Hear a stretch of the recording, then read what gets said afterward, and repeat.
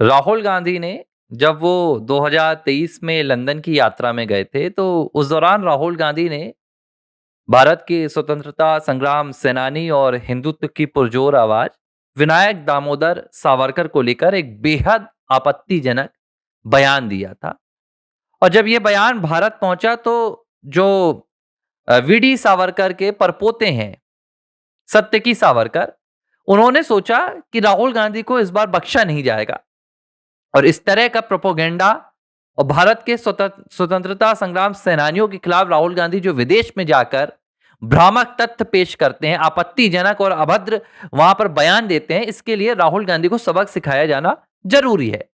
तो सत्यकी सावरकर ने महाराष्ट्र की पुणे की अदालत में राहुल गांधी के खिलाफ साल 2023 के इस मामले को लेकर याचिका दायर की। जब उन्होंने याचिका दायर की, तो उन्होंने बकायदा राहुल गांधी का वो बयान अटैच किया, जिस बयान के जरिए राहुल गांधी को कोर्ट में घसीटा जा सके, उनके खिलाफ मानहानि का मुकदमा दायर करवाया जा सके और राहुल गांधी को सबक सिखाया जा सके। अब गुरुवार को इस मामले में सुनवाई होनी थी। अदालत मामला तो पहुंच चुका था। राहुल गांधी कितने इसमें आरोपी हैं, इन तमाम तथ्यों को लेकर क्या वो बात सच है, जो बयान दिया गया वो कितना डेरोगेटरी था, ये जांच होती है। क्योंकि जब आप परिवाद दायर करते हैं तो एफआईआर नहीं होती है, परिवाद में बहस होती है। और बहस में जब अदालत ये मान जाती है कि हाँ भाई, आपने जो काम किया है, आपने जो आप पे जो आरोप लगे हैं वो आपराधिक हैं, तो इसके बाद मामला दर्ज होता है, आगे सुनवाई होती है। राहुल गांधी के मामले में गुरुवार को विटनेस बॉक्स पर सत्यकी सावरकर को बुलवाया गया। जब सुनवाई शुरू हुई तो कहा गया कि भाई सत्यकी सावरकर आएंगे और गवाही देंगे कि उन्होंने इस मामले में किस तरह राहुल गांधी को आरोपी बनाया है, क्या उन्हें आपत्तिजनक लगा, ये तमाम चीजें। तो सत्यकी सावरकर आए तो उन्होंने राहुल गांधी के उस बयान का जिक्र किया जो राहुल गांधी ने लंदन में साल 2023 में दिया था। अब बयान का जिक्र किया तो पूछा गया कि वो बयान उन्होंने जो दिया था, क्या उसका कोई सबूत है।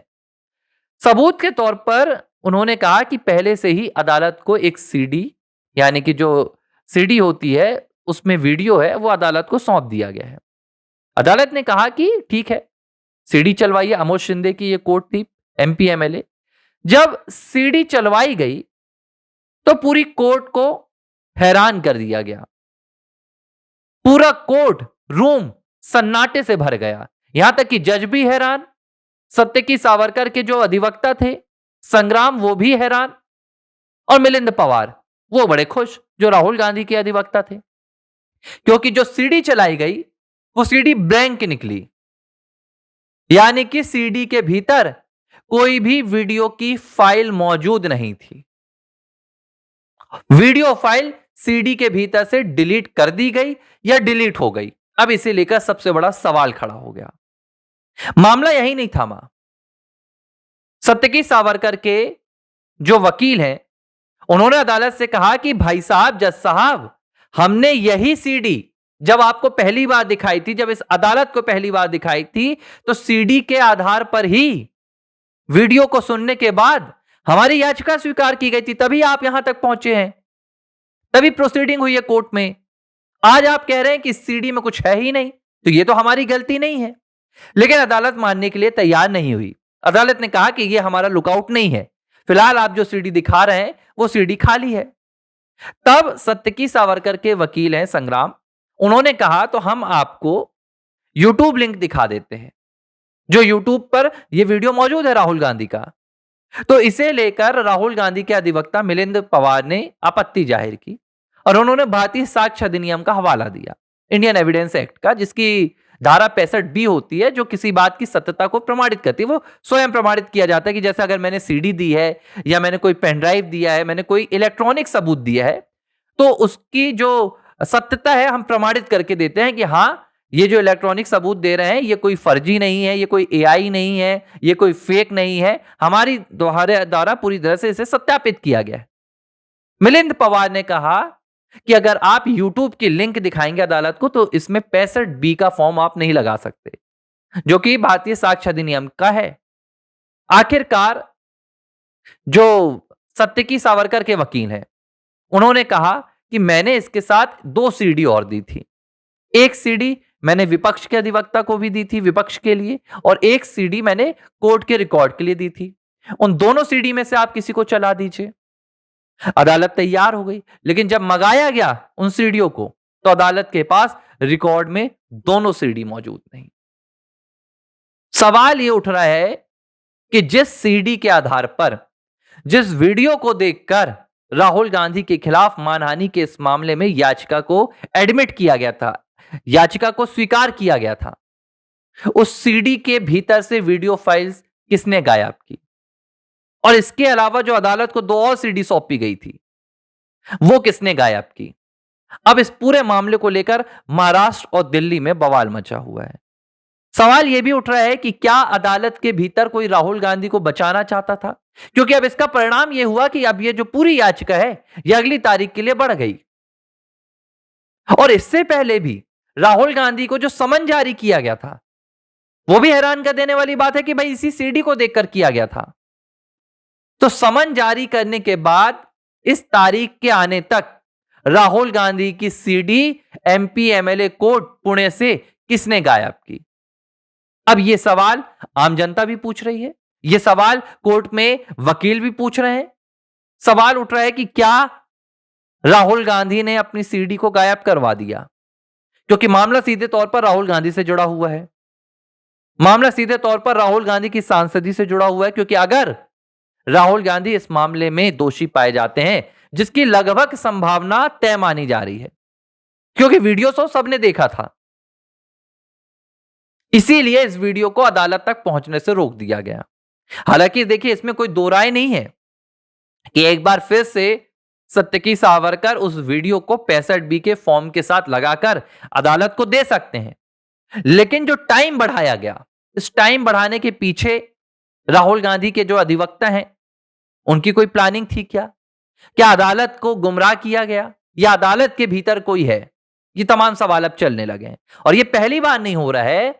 लोग आप भी मुझसे पूछते हैं, एबीसी हिंदी में मुझसे लगभग हजारों लोग ये बात पूछते हैं कि राहुल गांधी के खिलाफ आज तक कोई भी अदालत कभी भी उन्हें दोषी क्यों नहीं बनाती है?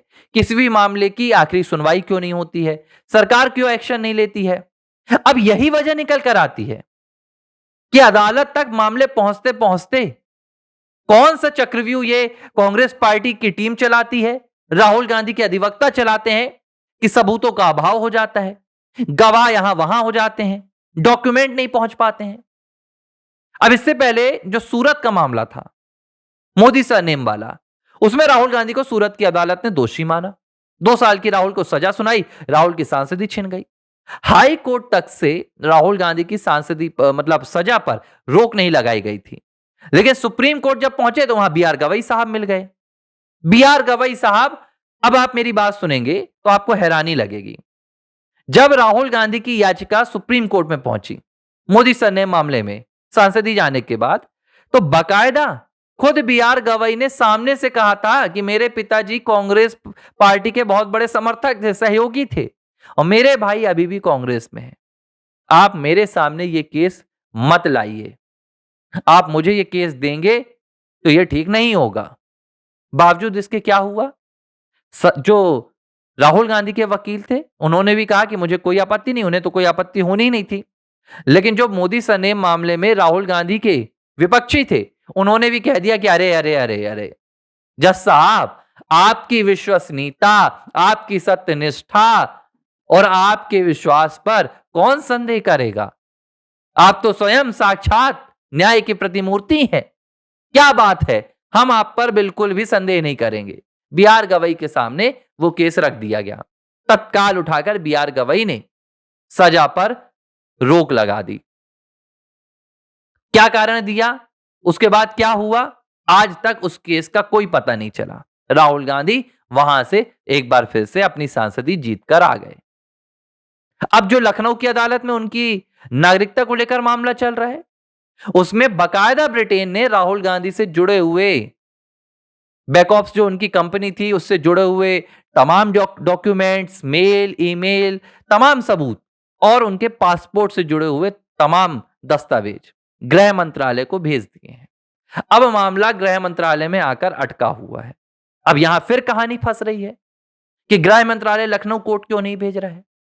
सवाल इतने ज्यादा हैं कि इनके जवाब अब तलाशने पड़ रहे हैं कि राहुल गांधी को बचा कौन रहा है।